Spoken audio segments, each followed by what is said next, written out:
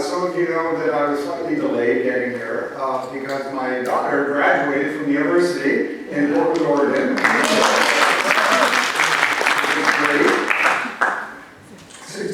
Success can happen, even in the era of, LLMs and AI.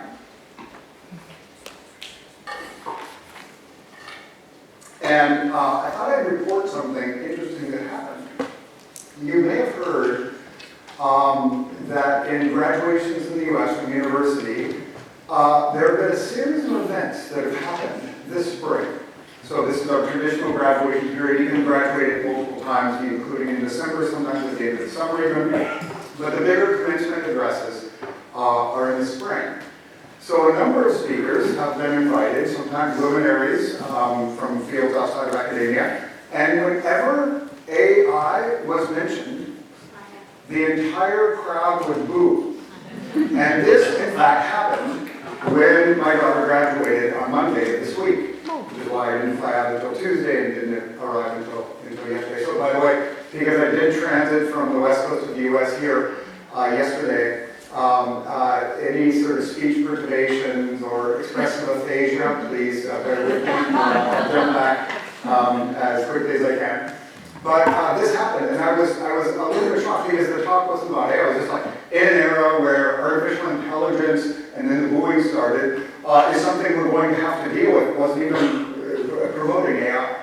So this is a very new and recent shift, at least in my world. And I think that that's very interesting. Another very small and personal anecdote is I've been using GenAI, and I've been doing research on GenAI since basically December of 2022 when it first came out. I think it was released on the 3rd. ChatGPT was released to the public on the 30th of November in 2022. And I periodically take, for example, abstracts that I'm working on for a conference or for a journal article or something like this, and I put them in and I'm like, please improve this for cohesion, coherence, for flow. And I look at the results and I've been almost universally frustrated and disappointed, actually. I said, I think I do better than what ChatGPT or Claude or any of these other tools are producing until maybe January or February of this year, 2026. I have been rather summarily impressed by what GenAI tools are now capable of doing. They don't have the same accentuality in voice that I think can happen when you engage in bespoke language production, which means bereft of these sorts of tools. But the technologies are definitely getting better.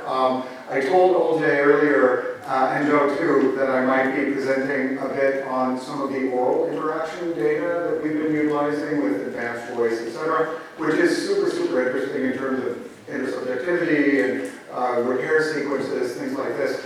I won't do that today, but even in the spoken realm, especially intra-turn, so within a turn, as you're all well aware at this point, you have laugh tokens. So I was thinking that, my response to you might include these sorts of very subtle kinds of dynamics that I didn't expect, prosodic contours that are really, really getting good. What's happening in terms of the transition relevance places and looking at repair sequences, for example, there's still a lot that can be done. But intra-turn, the voice is absolutely amazing. So, in any event, those are the two things I wanted to mention. And I will talk very briefly about some journalistic treatments of GenAI today. But in general, I'll be talking about what I think are some of the larger existential issues, particularly related to writing. Okay, so first, thank you for having me. I really appreciate it. I've been in touch with both Joe and OJ for some time about this. I really appreciate the invitation. The Erasmus Plus project, ai-write, the website for which I've looked at on a number of occasions, is quite interesting. Very helpful, I think. It's also very nice that they included English language writing in particular, as with both English as a lingua franca language or L2 language as well as English L1. I think it's a really expansive and interesting project. So I'll just have a couple of things to say here. As a species, language is in fact our master tool, and this has been remarked for quite a while. But it is the way we coordinate, we engage with one another, we have very complex distributions of labor and systems where people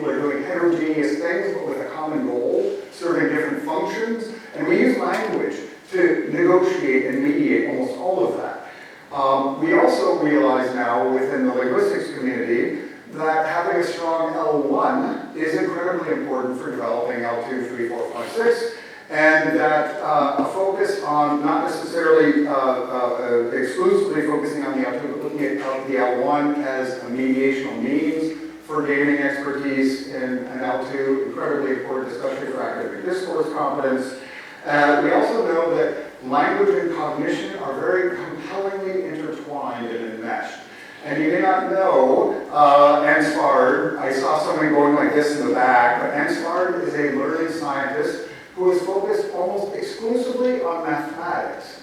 And her extensive research in the learning sciences illustrate that the linguistic resources utilized for the instruction of and the learning about mathematics are co-equivalent with the conceptual affordances that you develop as a student of mathematics. Meaning, even in a system that is mediated largely by other communicative resources, numeracy in this case, and equations and things like this, human language discussion around a topic as seemingly dissimilar from human language as mathematics is incredibly important for the learning of math. And so language is, and as she describes it, comognition, communication and cognition, are in fact these coextensive, deeply enmeshed dynamics that are incredibly important for developing expertise.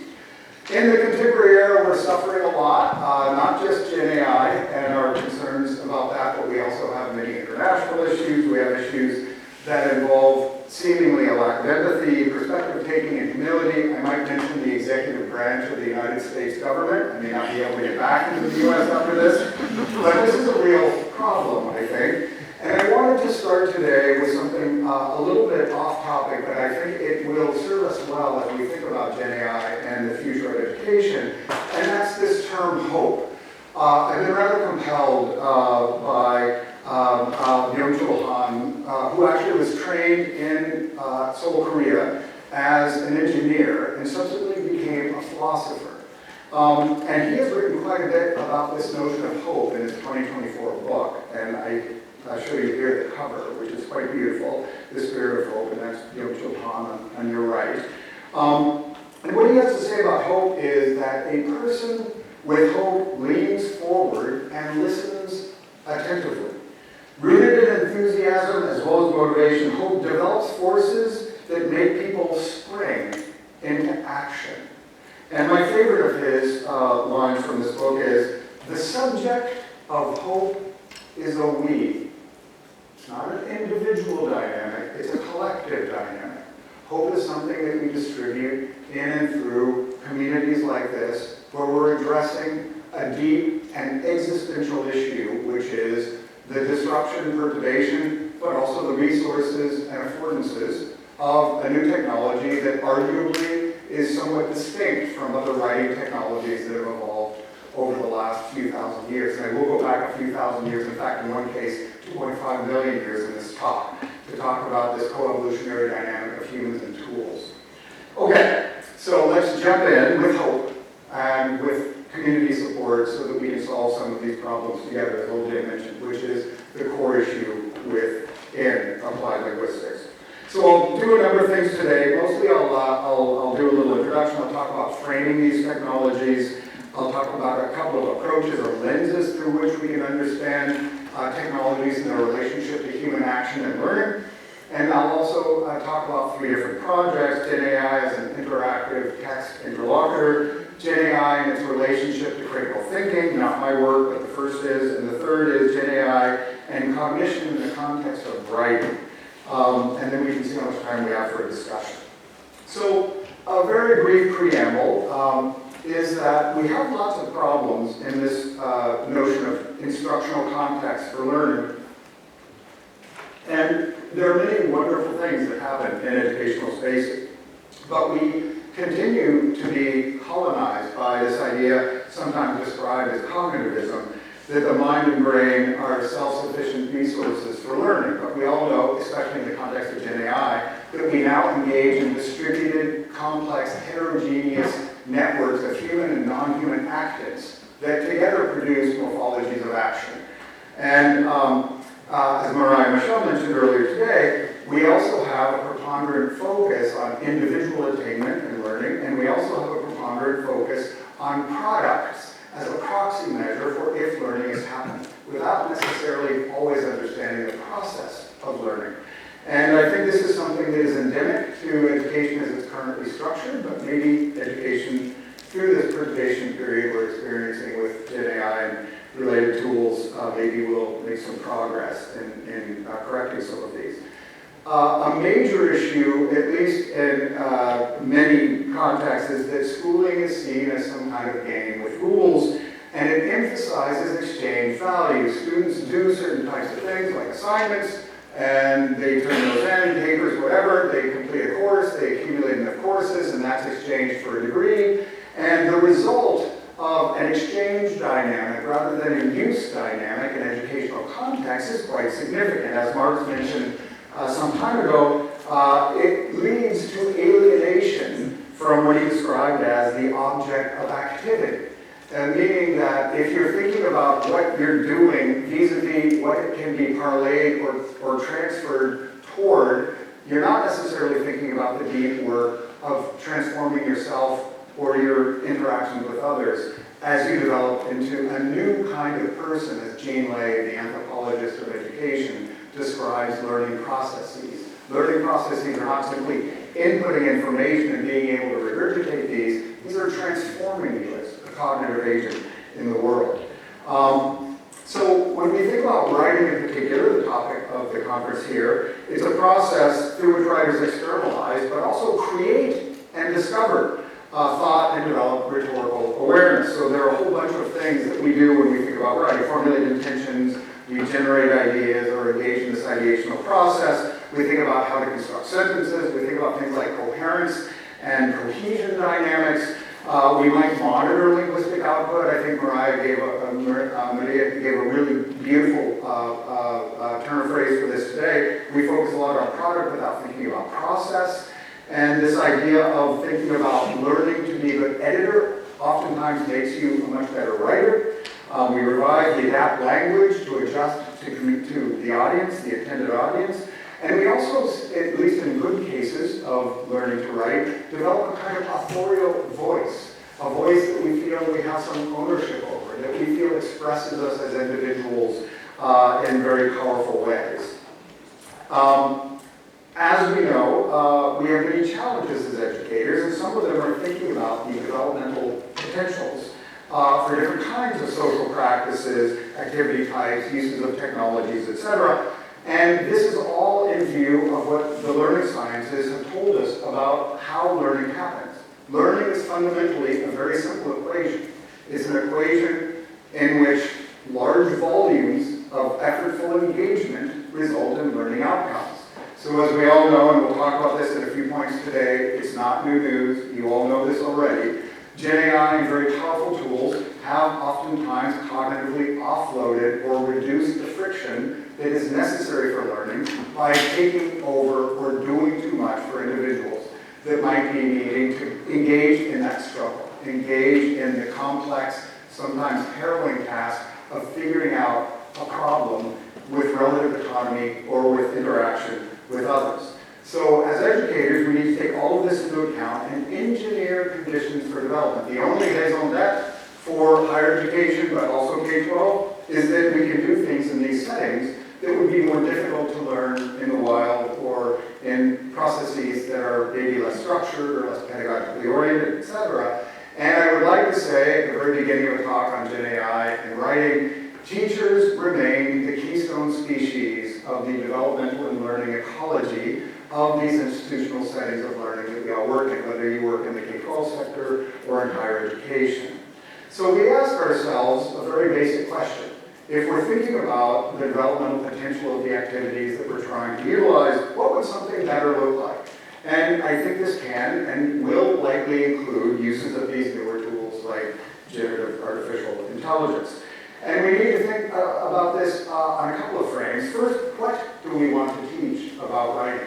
Are we thinking about things like punctuation, grammar, etc.? Are we thinking about constructions or clausal dynamics? Are we thinking about genre and disciplinary discourse conventions? such as you have in very particular approaches to thinking about academic writing or academic discourse competence that might be very discipline specific. And this idea that I've already mentioned of authorial voice. How is it that we come to actually live through these texts? And this is, I don't have this in the talk, but I will say, we are all very aware that in much of the communications we likely receive on a regular basis, whether it's through email, people are even doing this with texting. You can upload something like 10,000 or 20,000 words of your text history, and you can have GenAI tools respond to text that you receive. Right? You're probably familiar with this also with most of the tools, all the Google Suite tools, for example. You have at the bottom of an email you receive now the option to simply utilize the preformed response. So now it's not even clear if we're actually engaging with people anymore. It really is unclear who's communicating with whom, and at some point it could be that GenAI is communicating with GenAI independent of direct human intervention, which is an interesting new kind of situation that I don't think we've ever had to address in the ways that we do now in the past. The other question is not what do we teach, but how do we teach writing? And we can think about a product focus, we can think about iterative process pedagogies, we can use examples that have come up at this conference already, having students do in-class handwritten work for 10 or 20 minutes, and then maybe go home and word process it, and then submit it to a GenAI, et cetera, et cetera. You can think about sequencing these kinds of dynamics. We can think about cross-modality, where they do some writing, but then they have to publicly defend or present in oral language what it is that they're writing about. And we also need to think about the ecological validity of the pedagogical context that we create in educational classrooms, right? So when we have a classroom context, in an ideal world, we would have ecological validity between what's happening in classrooms and other kinds of cognitive, in this case maybe writing, expertise that we would like to see serve students in the world outside of university, right? But having students do in-class handwrites is probably not necessarily something that many of them will experience in workplaces or in other contexts outside of the academy, although I do think there are developmental benefits and uses for that. But we have to think about this ecological validity argument, because one of the problems, even for people who are really anti-AI, is we cannot go back. I don't think that that's a viable strategy at this point, at least in broad brushstroke terms. The line that I read recently, there have been so many big reports that have come out at nation-state levels about what to do within public education with the advent of GenAI, and policy rarely holds up, and it rarely applies, at least uniformly, across disciplines. So coding and computer science would be very different from mathematics, which would be very different from English, which might be different from language learning in the world languages or foreign languages department, et cetera. So this is all really an interesting period where I think we have a lot to think about and negotiate. Okay, so here we have this idea of framing technology. And no matter what we are doing as humans, we are typically mediating our behavior with some tool or some technology. And we'll talk about some of those in just a minute. And each mediational means that we utilize refracts and transforms the activities that it mediates. And to give one historical example that I outlined in an article published in 2024 on generative artificial intelligence coevolution in language education, is this idea of the coevolution of humans and technologies. And I'll take one example, and this begins 2.5 million years ago. And so the idea here, the central role of technologies in culturally organized systems of activity in the development of our species, our bodies, cultures, technologies, and actions are in fact complexly entangled with one another. And we're going to talk about the evolution of the human hand. You may be familiar, if you are a closet archaeologist or anthropologist. Are there any of those here? I am one, or I would not. Okay, thank you. Yes. It is so interesting, by the way. From whence have we come when you go back 2.5 million years ago? So the human hand is super, super interesting. You would well know that humans have the opposable thumb, right? Unlike other higher primates. So that's obviously an evolutionary dynamic that helps with grip strength and things like that. But the human hand progressed contrapuntally with the technologies that we developed. So if you look at the Oldemon stone industry, which are the tools on your left here, from Homo habilis, you see that these are the oldest stone axe tools currently.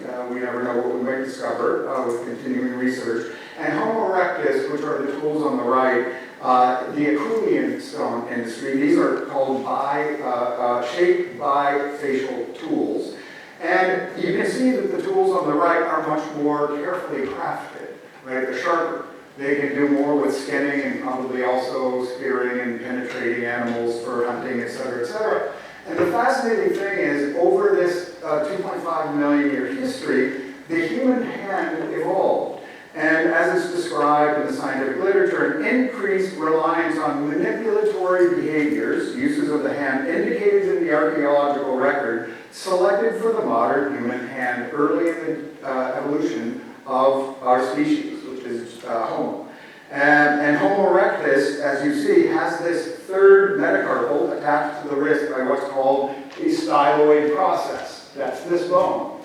And that was not there in Homo erectus. And now that is ubiquitous in our species. And the fascinating thing is that in the complex co-evolutionary dynamic over a couple of million years, the human hand and what was at one point probably a random genetic mutation was so much more powerful that that mutation is now spread universally throughout our species.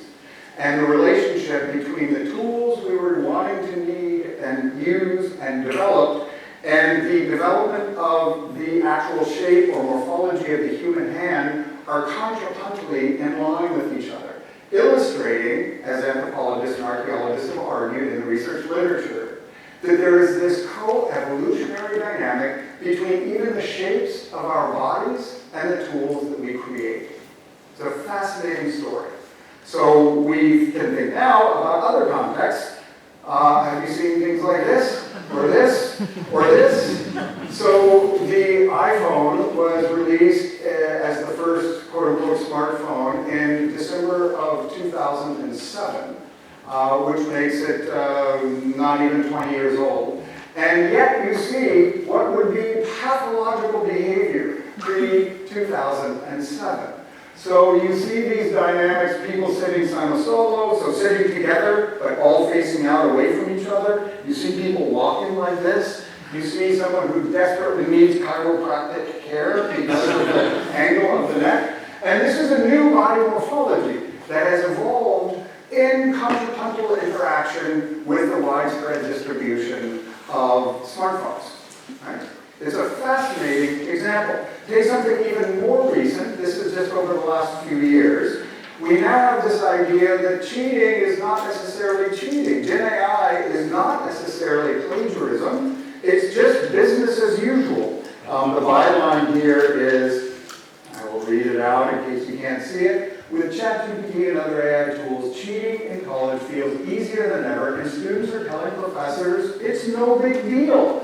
Yeah? You have another one here. Faculty members are overwhelmed and the solutions aren't clear because cheating has become normal. Right? Meaning, there is now an understanding that GenAI tools, as a very, very powerful tool, make work possible. And it's faster and it's easier, and many of us cannot resist things that decrease friction. So again, the question I'm asking all of you is, with GenAI tools in particular, when is friction and struggle necessary for development? And when does it displace the effort required for learning? All right. So we know from the learning sciences, especially cognitive neuroscience, I'll talk about a couple of cognitive studies today. What you do is firmly and inextricably embedded in the social matrix of which everyone is a part. As we study with Alison Gopnik, who's a neuroscientist at Berkeley, almost everything about the brain, including the tuning of individual neurons, is shaped by experience, meaning what you do constitutes the body in this co-evolutionary dynamic, right? And from the linguistics side, many of you know the work of Michael Tomasello, the use-based language theorist. All linguistic knowledge, all knowledge that you have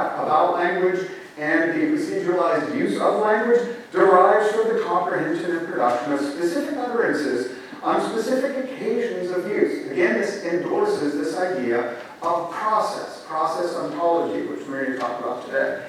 And that is the fundamental nature of reality, not the end artifact that is a proxy measure for some sort of learning or developmental process. It's the process itself that both leads to learning and that is the best evidence for learning, which is why I'm going to argue throughout the talk that we need to think about more about process and less about product, that it goes all across the academy from assessment measures and everything else. So this is one thing.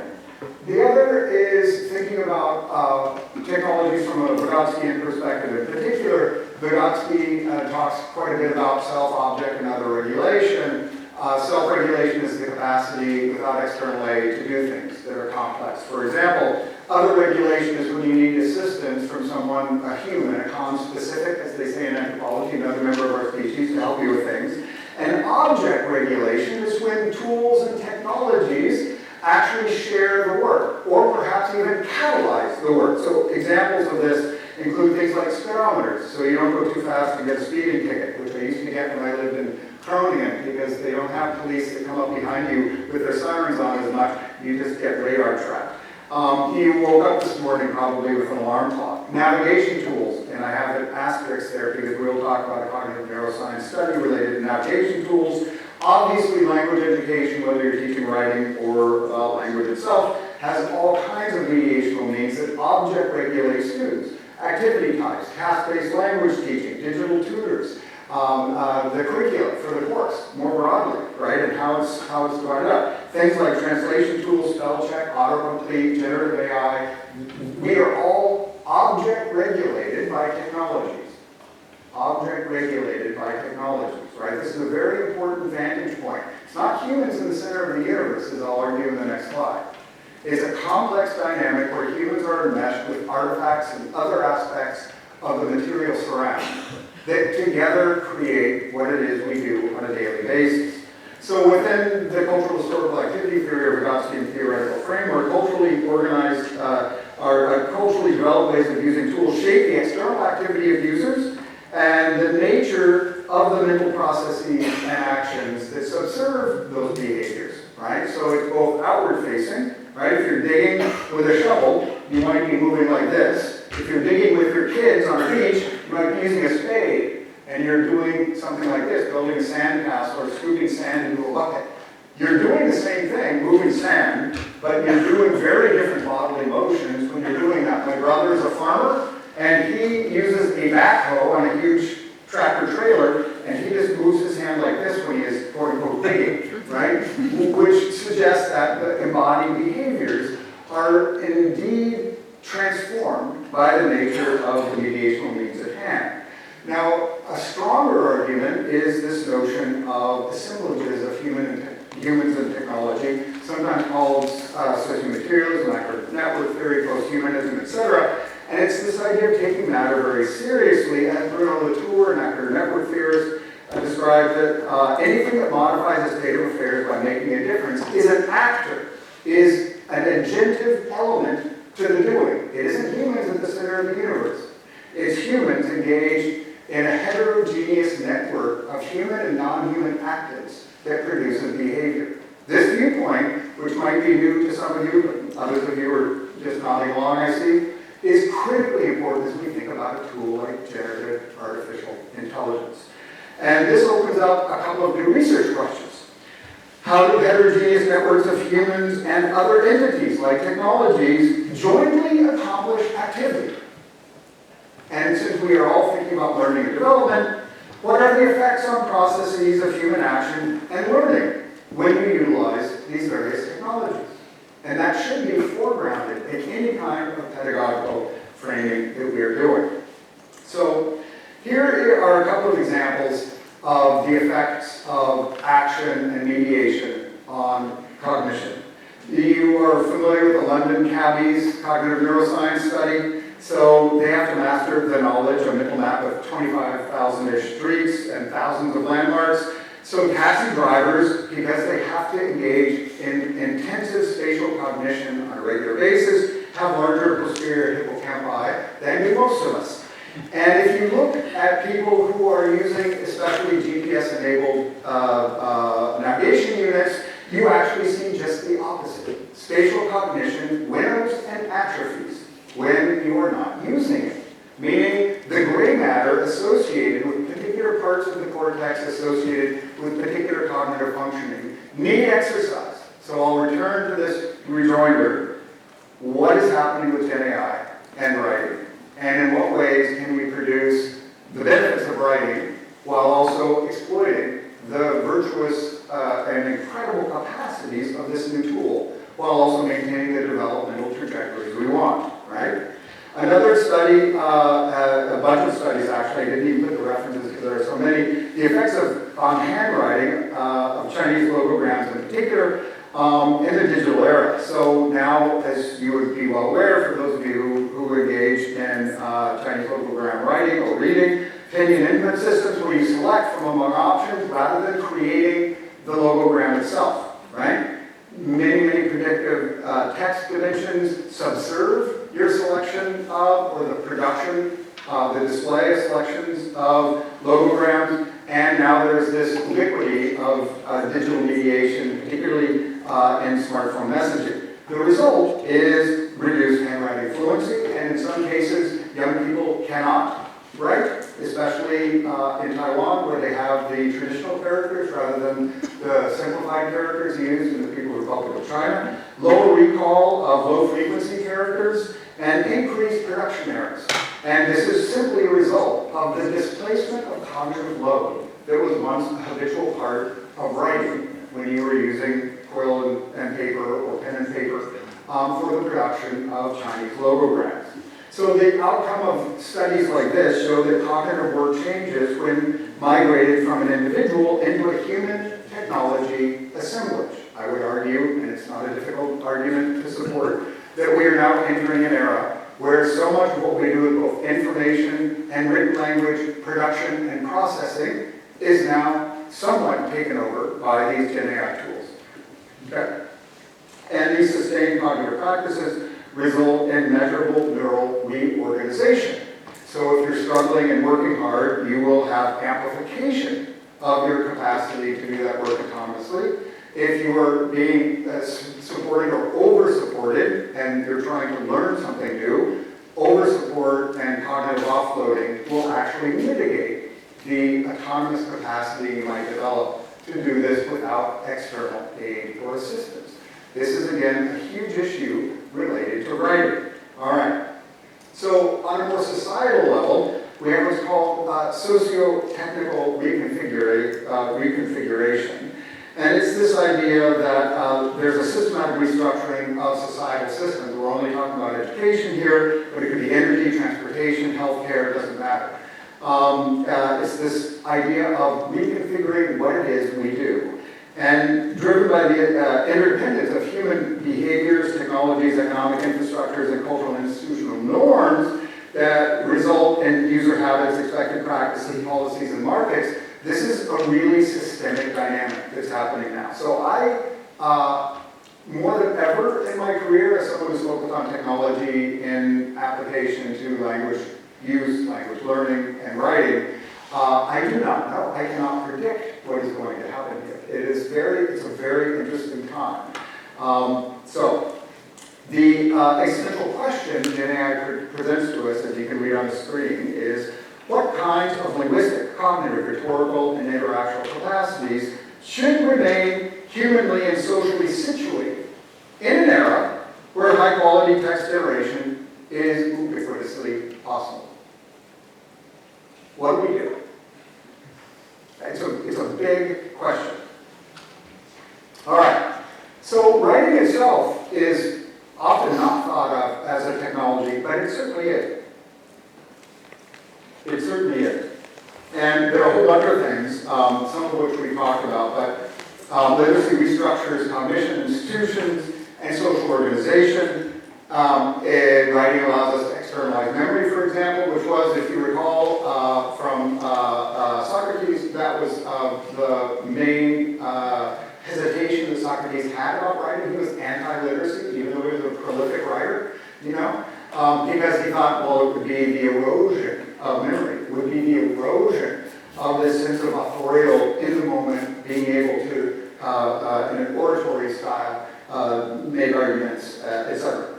It doesn't permit communication across time and space. It stabilizes linguistic form. Thomas, I unfortunately was traveling during your keynote yesterday, but I understand you made a similar argument about the relationship between writing and the stabilization of linguistic form. It enables our greatest joy in life, which is bureaucratic administration. And it, of course, facilitates and intergenerationally transmits knowledge and the accumulation of knowledge. And briefly, I thought it would be fun. I did just create all of this for this talk. What about the history of all of this? Well, literacy systems, there are a couple of well-known early examples like cuneiform and Egyptian hieroglyphics. So we've had this about 5,000 years in our species. In Europe, it's interesting, with alphabetic literacies, we used to have scriptio continua. So there were no white spaces. White spaces themselves are a technology in literacy systems, or a micro-technology. Think about it, right? It's so much easier to parse, it's so much easier to separate out elements, which are, of course, were not there before the 7th century. It was Irish monks working with Latin texts who had Latin as their 3rd or 4th language, and they found it much easier to put in white spaces that subsequently spread throughout Europe by the 12th, 13th, 14th centuries. And white spaces is a new technology, a micro-technology within the broader technology of writing.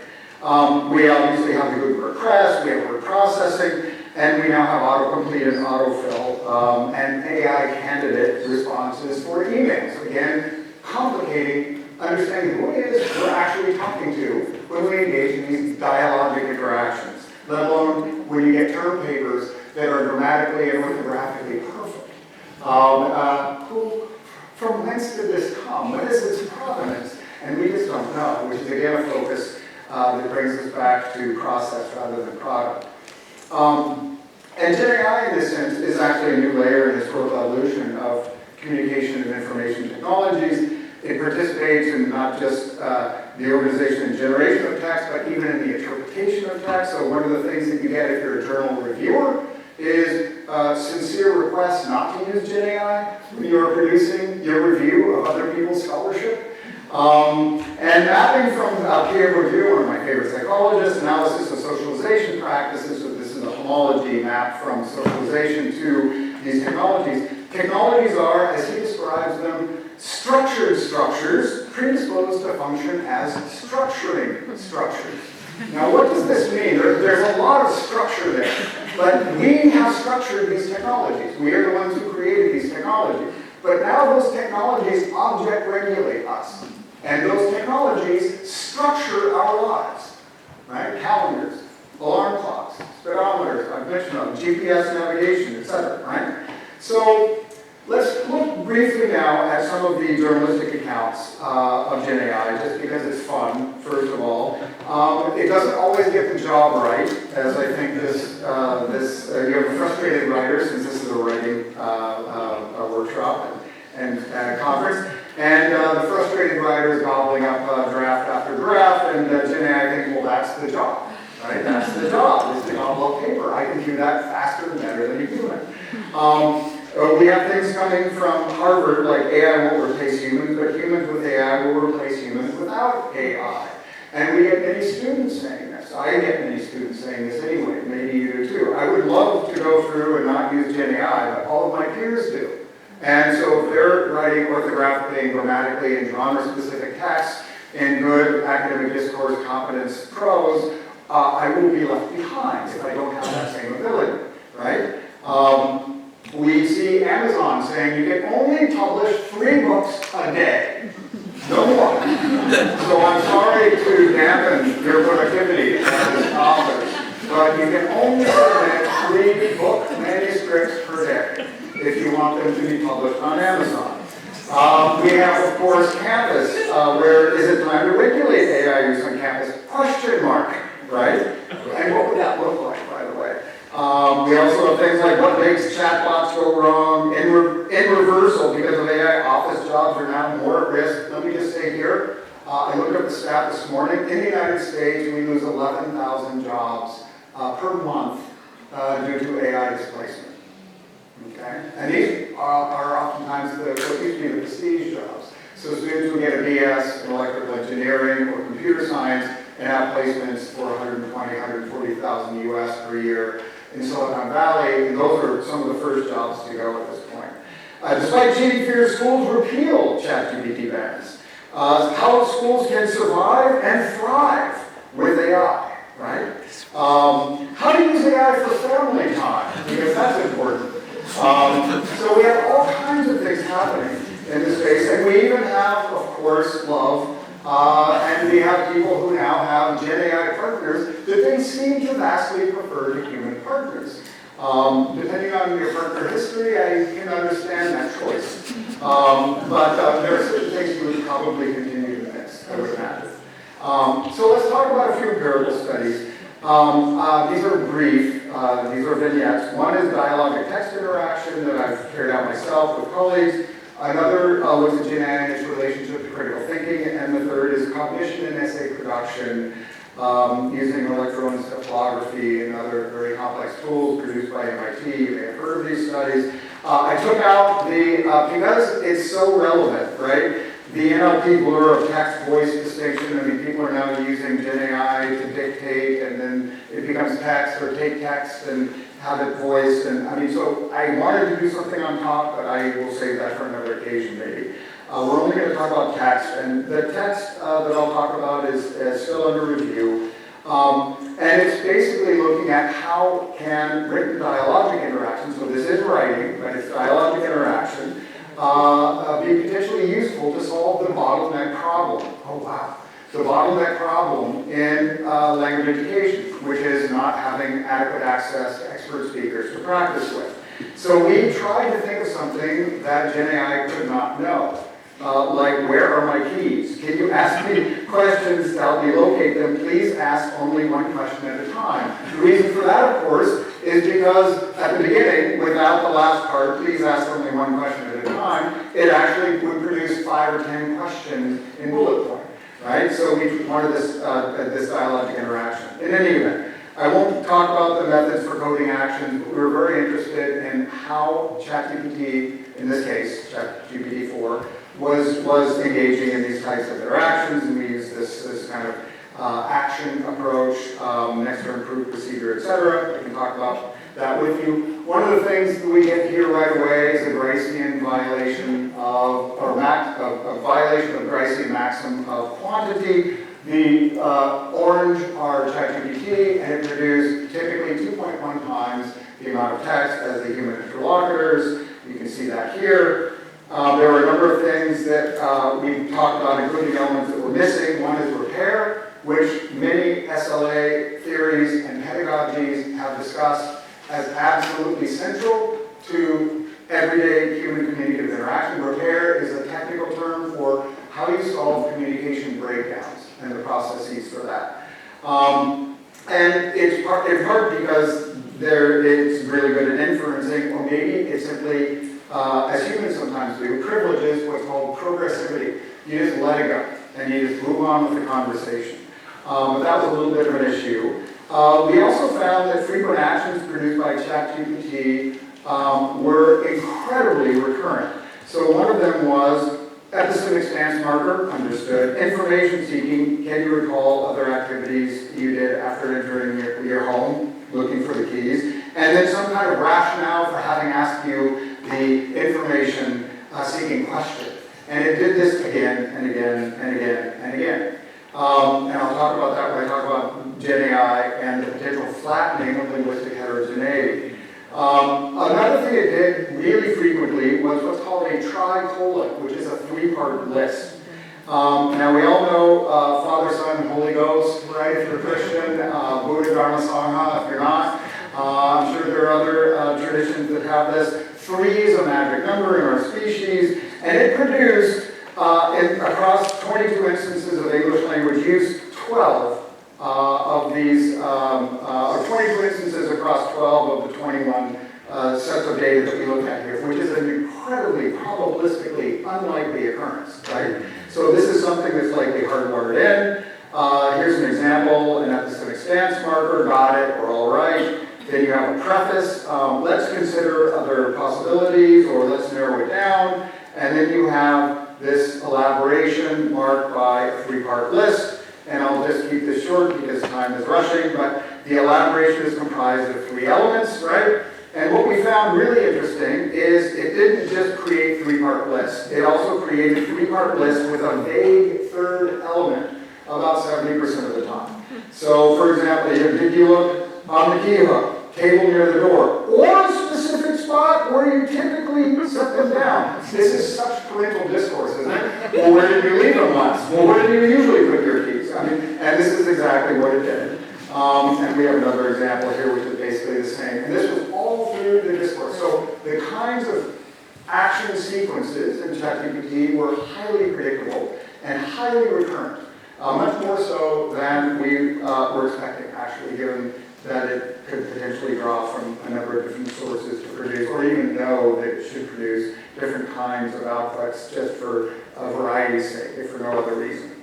So what we did here is we mapped patterns in discourse and tried to figure out were these human-like at the pragmatic level. So a lot of it was teacher or parent discourse with rationales for why it was doing what it was doing. It would do like sometimes things are near each other as a rationale for having said, did you look next to where you put your bag? Right? Well, yes, sometimes things in the material universe are near each other. Thank you for illuminating that. That's very helpful. It is a simulacrum of overly helpful human conduct and failingly polite, including when students really wanted to try and perturb the machine. Where are your keys? Have you checked your pants pocket? I don't wear pants. Have you checked your shirt pocket? I don't wear shirts. Have you checked your jacket? I don't wear jackets. What about your bag? I don't have bags. Right? But it was still unfailingly polite. And I won't talk about Korean and Mandarin here due to time. All right, we're moving on. So what was happening with ChatGPT in that study is lots and lots of the same. In this study, it was a study looking at critical thinking, and 319 knowledge workers were part of the survey with 936 first-hand examples of using GenAI in work tasks. You can see that educational instruction, is located in the top 5 occupations. And here is the brief review of the study. Higher confidence in GenAI was predictive of less critical thinking.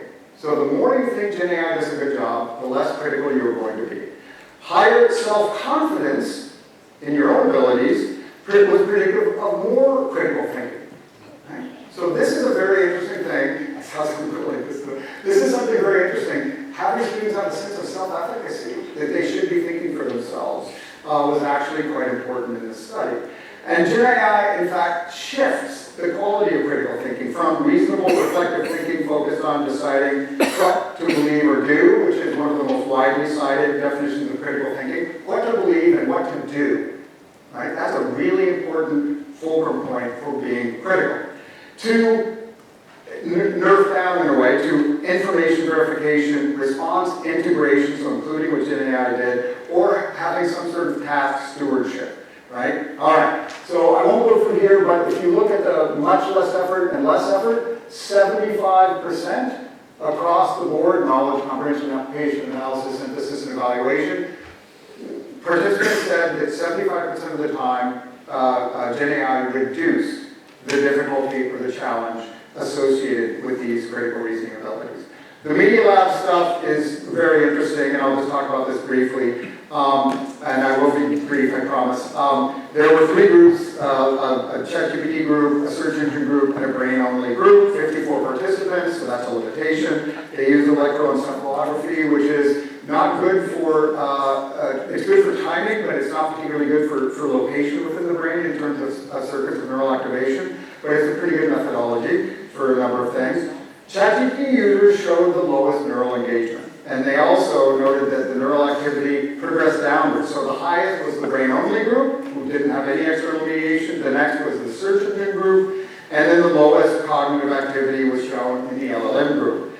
Reported sense of authorship and ownership. ChatGPT was not surprisingly the lowest. The students didn't have a sense of ownership over the text, and the brain-only group was the highest. lastly here, the main findings, we have this idea that language, so the ChatGPT group obviously had more uniform language, and this was NLP analyzed, so natural language processing analyzed. And there was a convergence toward these standard dynamics that you see in action sequences produced by GenAI. And there was also, interestingly, for pedagogy, a cognitive debt effect. The ChatGPT group, which had the lowest circuits of neural activation in the study, were actually continued to be depressed even when they were put into the brain-only scenario. So they've been fundamentally nerfed down in the ways in which they were engaging with the task, and this idea of offloading cognitive work may reduce subsequent independent engagement. Now, pedagogically, this means have them do independent work. Your in-class writes by hand, working with a partner, developing an outline. Do that first, use ChatGPT later, rather than the other way around. That's the effect of this study, right? And I say here. So I'll move on to just some concluding comments here. With this question, which cognitive operations are being outsourced and which remain the learner's responsibility when you are teaching writing? When you think about sequencing actions with students, we need to think about this very, very carefully. Because without friction, without frustration, without challenge, without consternation, learning is not likely to occur as robustly as it does when those uncomfortable emotions and affective response to the task are present. Struggle is good for learning, right? All right. So, GenAI instruction in humanity, prompt architecture, I won't talk about that, that's obviously very important. We need to figure out ways to manage this distributed agency between humans and GenAI. We need to think about building critical literacy skills, and we have a couple of articles here, including one by Scroll, I don't know if he's in the room, and Ron Garvin also. We can help use GenAI as a responsible learning environment that might particularly support disadvantaged or minoritized students or students who are, for some reason, maybe challenged more. It could be that GenAI can help them fully participate in instructional context, which is, I think, really important. And again, I want to emphasize the importance of teachers here. Language change, that is the really interesting one for many of us here. Will GenAI contribute to the social diffusion of a specific register of written spoken language? Right? Carolyn L. talks about this written language bias. Now we don't even know if the written language is produced by humans.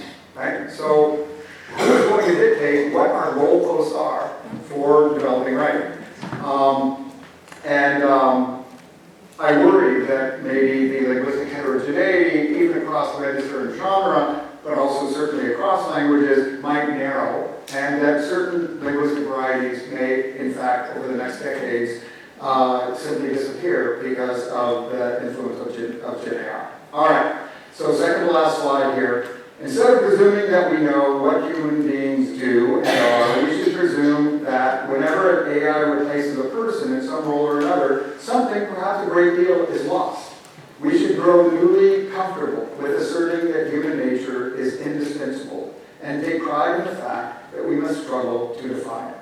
So I end with this. Roy P., many of you know Roy P. from his work on distributed cognition. In the 1980s, 1985, he says, because the cognitive technologies we invent serve as instruments of cultural redefinition, shaping who we are by changing, not just amplifying, but changing what we do, defining educational values becomes a foreground issue. This is the challenge I think we have now before us with GenAI and its perturbation of particularly higher education, but the entire K-12 sector. Thank you so much for your attention. Sorry for